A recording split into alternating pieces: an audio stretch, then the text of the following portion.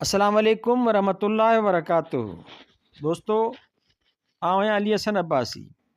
किताब आहे तारीख़ तराशींदड़। मौज़ू शख़्सियतूं। लेखक रसूल बख्श पलीजो। सहेड़ींदड़ इस्माइल ख़ासख़ेली लाल जरवार। छापो पहिरियों रोशनी 2018 ईस्वी। छापो ॿियो रोशनी 2024 ईस्वी। छपाईंदड़ रोशनी पब्लिकेशन कंडियारो सिंध। किस्त 10। इनकलाबी अॻवान नबोदरे पद जे अज़ीम ज़िंदगी ऐं मान शान वारी मोकिलाणी। सोवियत यूनियन जे ज़वाल दुनिया जे मज़लूम ऐं पोरियत अवाम जे छोटकारे जी जिदोजहद खे जेको कापारी धको हुयो सो हयो, पर उन नुक़सान जे करे दुनिया जे अवाम खे हिकिड़ो अहिड़ो ज़बरदस्त फ़ाइदो बि थी पियो जो हूअ कॾहिं बि न पइजी सघिया। रत प्याक ऐं कुटी खाऊ यार मजननि जो फ़र्क़ु ज़ाहिर थी पियो।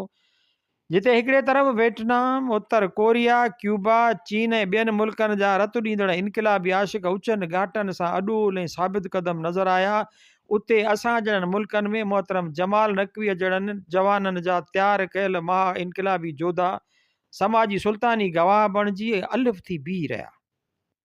कन सुहारियूं खणी छॾियूं ऐं अस्तगफ़ार जे आलम में फनाफिल शेख जे ला मकान ॾांहुं लॾे हलिया विया के इक़्तिदारी लीग जे लीला जा परवाना बणिजी मजनूअ वांगुरु बुंड त बणियो बीठो हो भर में, जंहिंखे वेड़ी त वयूं वलड़ियूं अला जी तस्वीर बणिजी विया के हर देग जो चमचो थी पंहिंजूं तबक़ाती फ़िक्री ऐं नज़रियाती जिन्सूं मटाए रजनेशी, पीपली, देशी, लीगी, जमायती वग़ैरह वग़ैरह सब्ज़ियुनि जे मिक्स प्लेट ऐं हराम तोड़े हलाल में वंदड़ ढेढ की काती बणिजी विया।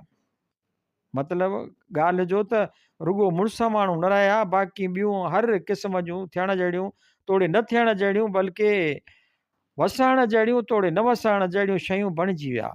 पर शुक्र आहे जो ॾखिण एशिया जे ॿियनि मुल्कनि जहिड़ो कि हिंदुस्तान, बांग्लादेश, नेपाल जे इनकलाबियुनि पहिरीं तरक़ी पसंद दौर वारे शेख अयाज़ जे उन दौर में चयल हेठियुनि ॻाल्हियुनि ते अमल कयो ऐं पंहिंजनि मारूड़नि ऐं संदनि मफ़ादनि जी ख़िदमत ऐं तर्जुमानी कंदड़ रोशन ख़्याल तबक़ाती ऐं फ़िक्री बीहकनि नज़रियनि ऐं अमलनि जे राहुनि खां मुंहुं न मोड़ियो।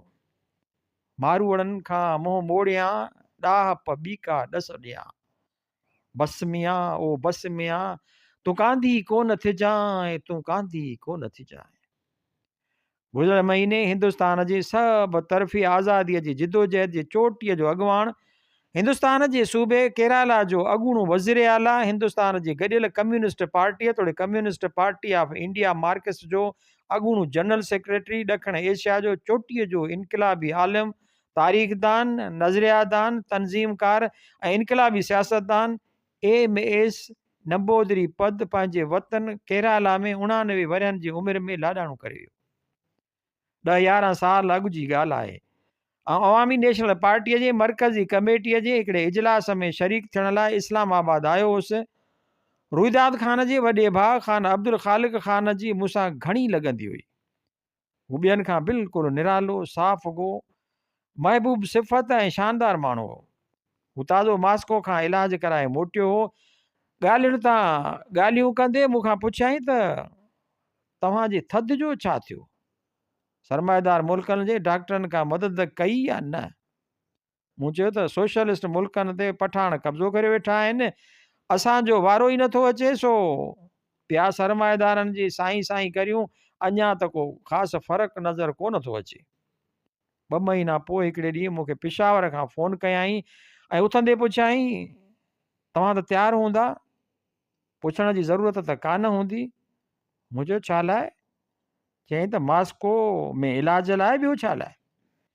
महीने खनि अंदरि आउं हिकिड़े ॾींहुं मास्को जी हिकिड़ी वॾी इस्पताल मां सॼो ॾींहुं टेस्टूं कराए पंहिंजी रिहाइश वारे होटल अक्टूबर सकाया जेका जग मशहूरु सुर्ख चौक रेड स्क्वायर जिते लेनिन रखियल आहे जे भरिसां उभरंदे पासे आहे, तंहिं में मोटी आयुसि त ऑपरेटर मूंखे इतलाह ॾिनो त प्रोफेसर गैंकोविस्की पैगाम मोकिलियो आहे त ईंदड़ सूमर ते अव्हां जो ॾखिण एशिया जे सियासी ऐं इक़्तिसादी सूरत हाल ते मास्को जे मशरिक़ी इल्मनि जे इदारे institute of oriental studies Moscow में लेक्चर रखियल आहे। नेठि सूमर बि आयो। 14-15 ख़तरनाक क़िस्म जा मशरिक़ी इल्मनि जा माहिर सोवियत रूसी प्रोफेसर वेठा हुआ।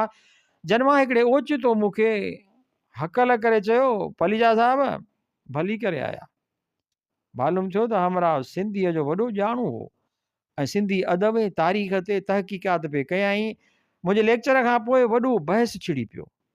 हर हिकु हमराह पंहिंजी पंहिंजी ख़ुसूसी महारत जे बुनियाद ते मूंखां पाकिस्तान, हिंदुस्तान, बांग्लादेश, नेपाल ऐं श्रीलंका वारे अलाइक़ जी हालतुनि बाबति तरह तरह सवाल पुछिया। मूं ईमानदारीअ सां महसूसु थिए कयो त हिननि जा केतिरा मौक़िफ़ सही न आहिनि, सो आउं पंहिंजनि केतिरनि मौक़िफ़नि ते क़ाइमु रहियुसि जंहिंजी हिननि खे शायदि घटि तवको हुई। हिन जो हिकिड़ो आम मफ़रूज़ो हो त पीपल्स पार्टीअ खे वरी इक़्तिदार में अचणु कोन ॾींदा।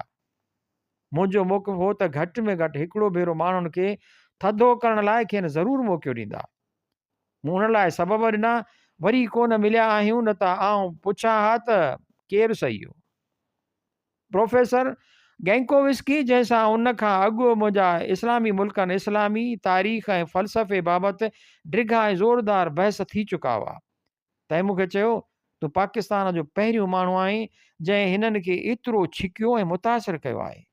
पोइ ओचितो पुछियईं, तूं सीताराम पेचोरीअ सां मिलियो आहीं? अॼुकल्ह हिते आहे। मूं चयुसि, केरु आहे? चयईं, हिंदुस्तानी।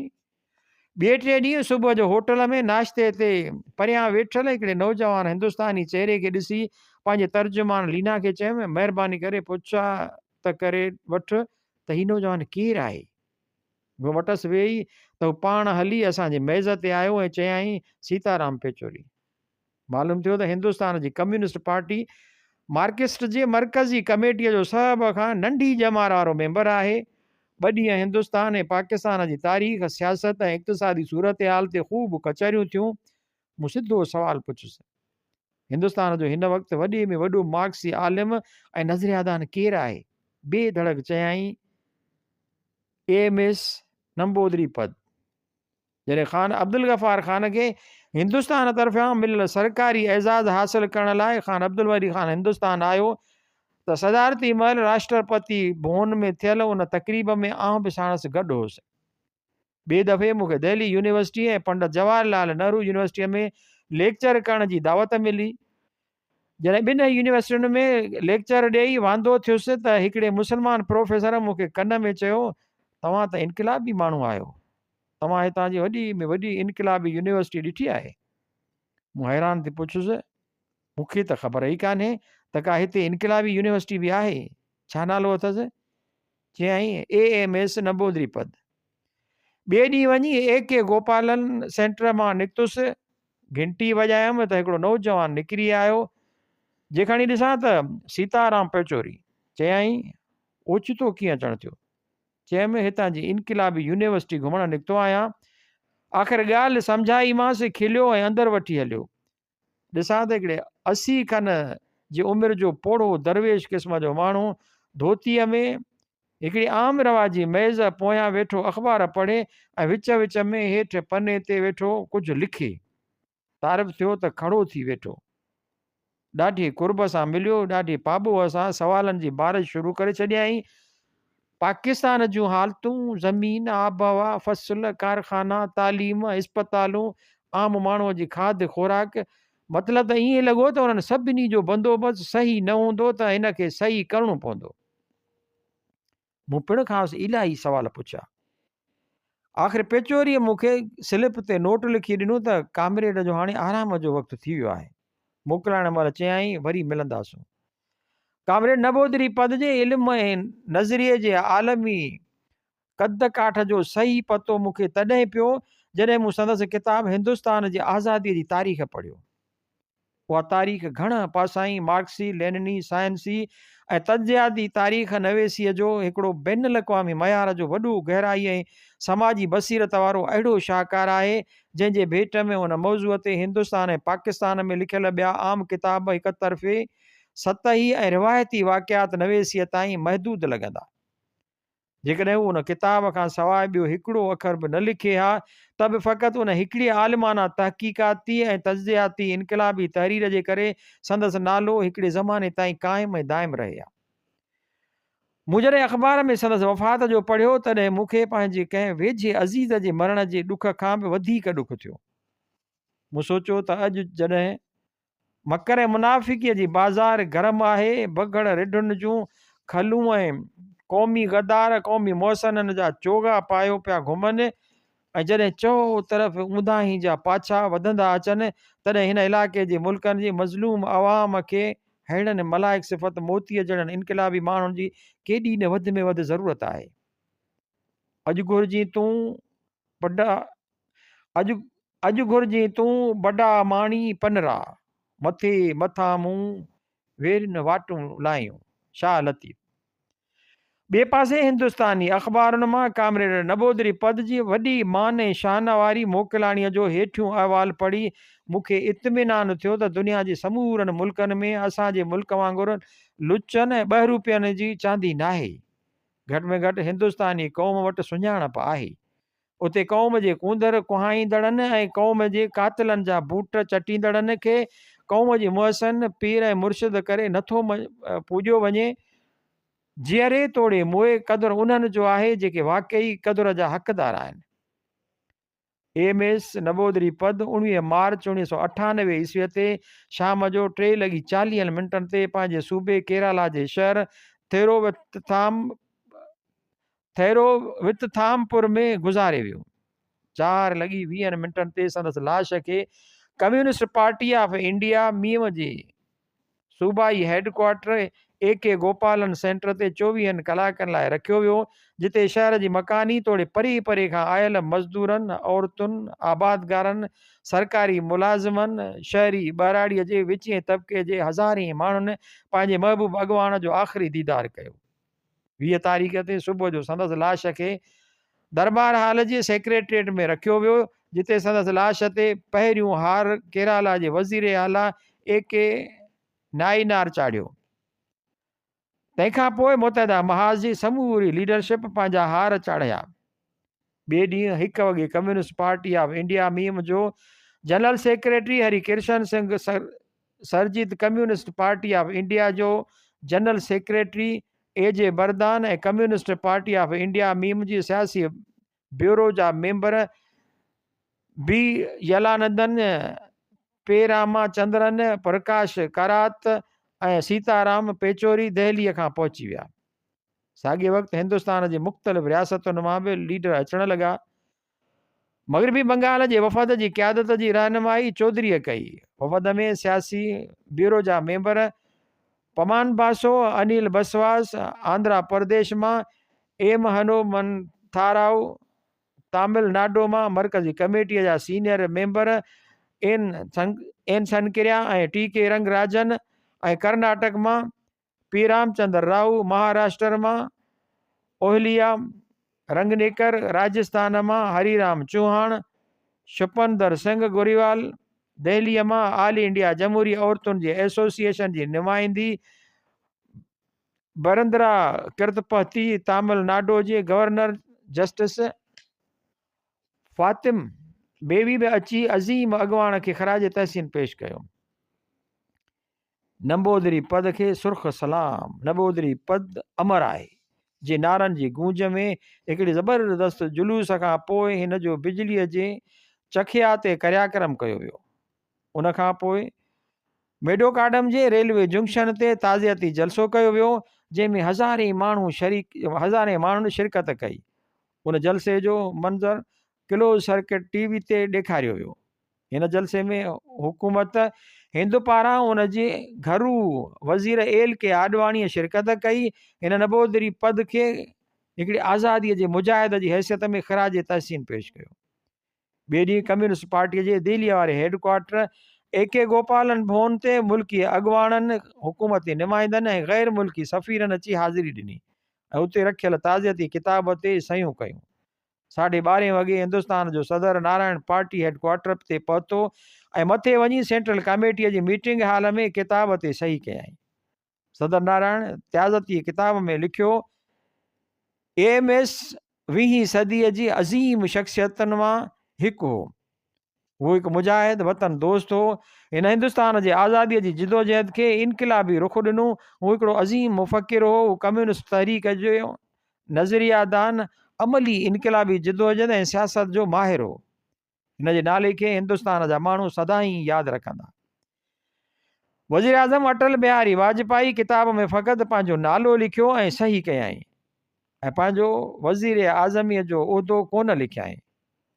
हिन हिंदीअ में लिखियो, ऋषि परंपरा की समाहक चंतन और कर्म का अनोखा संगम अंथक योधिया, यानी ऋषियुनि जे रिवायतुनि खे क़ाइमु रखण वारो सच ऐं अमल जो हिकु अणलभ संगम, हिकिड़ो अणथक मुजाहिद।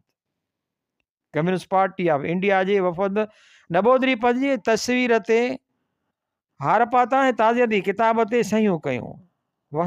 वफ़द में चतुरानंद मिश्रा, जगन्नाथ सरकार, अटोल अंजान, डी राजा ऐं शमीम फैज़ी शामिल हुआ। ताज़ियती किताब ते सहियूं करण वारनि में वियतनाम जो सफ़ीर थाम स्याताम, रूसी सफ़ारत खाने जो डॉक्टर AS अज़ीम ऐं क्यूबा ऐं ॿियनि मुल्कनि जा सफ़ीर शामिल हुआ। ताज़ियती किताब ते अॻूणे घरू वज़ीर इंद्रजीत गुप्ता लिखियो। हिन खे हमेशह न रुगो केरला जी पहिरीं कम्युनिस्ट वज़ीर आला तौरु, पर हिंदुस्तान जी कम्युनिस्ट तहरीक जे बानी ऐं हिंदुस्तान जे लखे कम्युनिस्टनि जे उस्ताद ऐं रहनुमा जी हैसियत में यादि कयो वेंदो। ज़िंदगीअ जे आख़िरी ॾींहंनि में AMS नबोदरी पद पंहिंजे सिर हिकिड़ो अहिड़ो आवाज़ु बणिजी वियो जेको सभिनी वतन दोस्त हिंदुस्तानियुनि लाइ हिकु जहिड़ो मोहतरम हो। हू मार्क्सिज़म ऐं लेनिनिज़म जो वॾो आलिम हो। हिन खे सोशलिज़म जे रोशन मुस्तक़बिल में जेको लाफ़ानी साइंसी एतमाद हो, तंहिं असां सभिनी जे दिलुनि खे गरमाए छॾियो। कश्मीरी अॻवान शमीम सोज़ लिखियो, डॉक्टर फारूक अब्दुल्ला जीअं पंहिंजे पैगाम में चयो आहे, तीअं आउं बि चवां थो त AMS हमेशह असांजी पार्टी कश्मीरी क़ौमी कॉन्फ्रेंस जे कारकुननि ऐं कश्मीर जे अवाम जे दिलुनि खे ॾढ ऐं सहारो ॾिनो। हिंदुस्तान जी बचाव जे वज़ीर जॉर्ज फर्नांडिस हिकु प्रेस बयान में चयो, AMS नबोदरी पद हिन सदीअ में हिंदुस्तान में जेकी सभ खां क़दावर सियासी रहनुमा पैदा कया आहिनि, तन मंझां हिकु हो। हू हिकु आज़ादीअ जो मुजाहिद ऐं वतन दोस्त ऐं हिंदुस्तान में मार्क्सी तहरीक जो नाले वारो ऐं बर्क़ दानिश्वर हो। हिन हिंदुस्तान जी पहिरीं जमहूरी नमूने चूंडियल कम्युनिस्ट सरकार जी सरबराह जी हैसियत में केरला जे सूबे खे समाजी ऐं इक़्तिसादी इनक़िलाब जे अहिड़े रस्ते ते हलायो जंहिं उन सूबे जी तक़दीर खे बदिलाए छॾियो। उन खां सवाइ आलमी मज़दूर federation, communist party Argentine Japan जी, communist party of Nepal, communist party of Bangladesh ऐं ॿियनि दुनिया जे पोरियत मज़दूर ऐं कम्युनिस्ट पार्टियुनि ऐं अॻवाननि नबोदरी पद खे ख़राज तहसीन पेश कयो। 24 मार्च जी शाम जो दिल्लीअ में वेठल भाई पटेल हाउस में नबोदरी पद जे यादि में हिकु ताज़ियती गरजाणी कई वई, जंहिंमें कांग्रेस पार्टीअ जे सदर सोनिया गांधी, कांग्रेसी लीडर मनमोहन सिंह अॻूणे मरकज़ी वज़ीर सां गॾु शरीक थी। डॉक्टर मनमोहन सिंह चयो, AMS हिकिड़ो दानिश्वर आलिम ऐं हिंदुस्तान जी अज़ीम तरीन फर्ज़ंदनि मां हिकु हो, जेको पंहिंजनि उसूलनि ऐं नज़रियनि ते पहाड़नि वांगुरु अॾोल बीठो ऐं विढ़ंदो रहियो। Communist party of India J general secretary AJ बारदान चयो त नबोदरी पद हिकिड़ो इनक़िलाबी उस्ताद हो, जंहिं साह पद खे अवाम जी तालीम लाइ हिकिड़े प्लेटफॉर्म तौरु क़दम आंदो।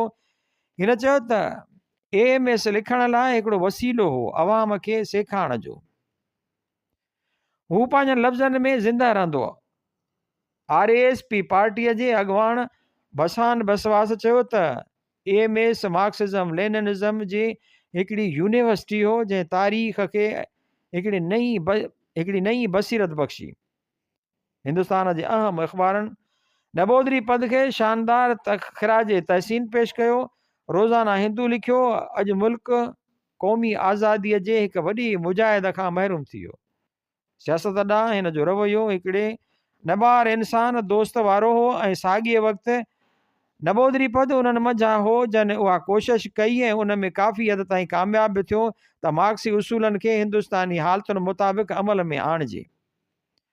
रोज़ानी हिंदुस्तान टाइम्स लिखियो, नबोदरी पद मार्क्सी नज़रियाती मौक़िफ़नि ऐं उसूलनि खे हिंदुस्तान जी सूरत हाल में कतब आणण जे जिहाद में हिकिड़ो अणथक मुजाहिद हो।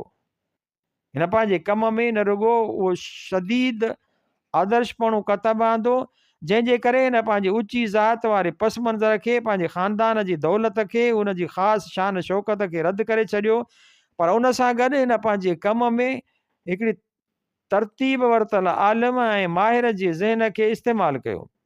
नबोदरी पंथ हिंदुस्तानी कम्युनिस्ट तहरीक जी पैदा कयल जोशी अधिकारी रणदेव गोपालन डांगी, एम.एन. राय जहिड़नि आला दर्जे जे अणलभ इनकलाबी दानिश्वरनि ऐं नज़रिएदाननि जी ऊची सफ़ जो अणलभ इनकलाबी दानिश्वर ऐं नज़रियादान हो। रोज़ाना पायोनीर लिखियो, एम.एस. जो कद शायदि हिन ॻाल्हि जे करे बि ऊचो थियो जो हू न रुॻो हिकिड़ी सियासी पार्टी ऐं हुकूमत जो अॻवान हो, पर हिकिड़ी अहिड़ी तहरीक जो क़ाइदु हो जंहिं सियासत ऐं समाज में बुनियादी तब्दीलियूं आंदियूं। तंहिंखां सवाइ हू हिकिड़ी अहिड़ी पाए जो आलिम हो जंहिंजो अॼु जे सियासतदाननि में मिसाल ॻोल्हणु अजायो आहे। हुन सां गॾु उहा ॻाल्हि बि शायदि अहम हुई त ही माण्हू हद दर्जे जो निहठो ऐं निहायत सादो सूदो इंसान हो। हिकिड़े शागिर्द ऐं उन खां पोइ कांग्रेसी सोशलिस्ट पार्टीअ जे अॻवान जी हैसियत में ऐं पोइ उन विरायल कम्युनिस्ट पार्टीअ जे अॻवान जी हैसियत में उहो आज़ादीअ लाइ विढ़ंदड़ बर्ख माण्हुनि में हिकिड़ी चोटीअ जी हैसियत रखंदड़ अॻवान हो। सूबाई वज़ीर आला जी हैसियत में हिन हिकिड़ा ऐं एॾे पैमाने जा ज़मीनी सुधारा आंदा जेके अॼु ताईं बि ॿियनि सूबनि में न आया आहिनि। केरला जो हींअर सुधारनि में सभिनी सूबनि लाइ मिसाल थियो बीठो आहे। उनजो हिकिड़ो सबबु उहो बि हो त नबोदरी पद खे अवाम जी बहबूदी ऐं तरक़ीअ जी रिथाबंदीअ जे नज़रिए ऐं अमल ते वॾो उबूर हो। कम्युनिस्ट पार्टी मार्क्सिस्ट जे जनरल सेक्रेटरीअ जी हैसियत में हिन पार्टीअ जे अमल जी राह खे अंदरूनी बहस मुबाहिसे ऐं बैनुल अक़वामी तनाईअ मां अॻिते हलाए उनखे हिंदुस्तान जी खाॿे धुर जी सभ खां अहम पार्टी बणाए छॾियो। हिंदुस्तान जे सदर के.आर. नारायण नबोदरी पद जे वफ़ात ते पंहिंजी प्रेस पैगाम में चयो, नबोदरी पद जे मौत जे करे हिंदुस्तान हिकिड़े एॾी मीनार जेॾे अज़ीम शख़्सियत विञाई आहे जंहिं आज़ादीअ जी तहरीक ऐं क़ौमी वाधारे जे लाइ बेपनाह कोशिशूं कयूं। उहो आला तरीन दर्जे जो तख़लीक़ी समाजी नज़रियादान हो। माओज़ेतुंग सां गॾु उहो टीं दुनिया जे मार्क्सी फ़िक्र जो हिकिड़ो बर्ख शाइर ऐं तर्जुमान हो। हू हिंदुस्तान जे पहिरीं ज़रई सुधारनि जो ख़ालिक़ हो। हू वॾी ऐं डिघी नज़र, क़ाबिलियत ऐं मुहकम इरादे वारो इंतिज़ाम हलाईंदड़ हो। हू हिकिड़ो वॾो आलिम, वॾो तारीख़दान, वॾो सहाफ़ी ऐं सभ खां वॾी ॻाल्हि त अवाम जो उस्ताद ऐं संदन अॻवान हो। साथी नबोदरी पद खे सुर्ख़ सलाम। साथी नबोदरी पद अमर आहे ऐं रहंदो। माहवार सुबुह थींदो मई 1998 ईस्वी।